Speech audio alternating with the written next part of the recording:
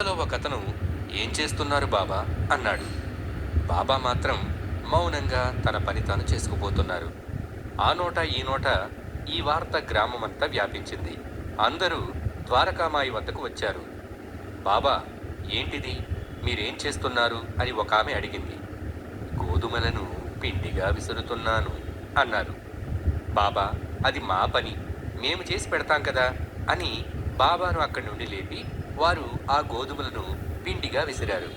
బాబా వంట చేసుకోరు కదా, మరి ఈ పిండి దేనికై ఉంటుంది అని వారు గుసగుసలాడారు. బాబా వారిని ఆ పిండిని గ్రామ పొలిమేరల్లో చల్లి రమ్మన్నారు. దానికి వారు, నిక్షేపం లాంటి పిండిని నేలపాలు చేయడం దేనికి అని బాబాను అడిగారు. బాబా కాస్త కోపంగా, చెప్పిన పని చెయ్యండి, ఇది నా ఆజ్ఞ అని అన్నారు.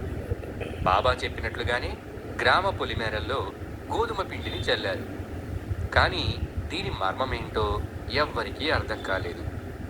కొన్ని రోజుల తర్వాత పొరుగు గ్రామంలో కలరా వ్యాధి వ్యాపించింది. అనేక మంది చనిపోయారు. కానీ షిరిడీలో మాత్రం కలరా ప్రవేశించలేదు. షిరిడీ నుంచి పొరుగు గ్రామానికి వెళ్ళిన వారికి అక్కడ పరిస్థితి చూసినప్పుడు అర్థమైంది బాబా గోధుమ పిండిని ఎందుకు చల్లమన్నారు. కలరా నుండి షిరిడీని కాపాడడానికి బాబా అలా చేశారు.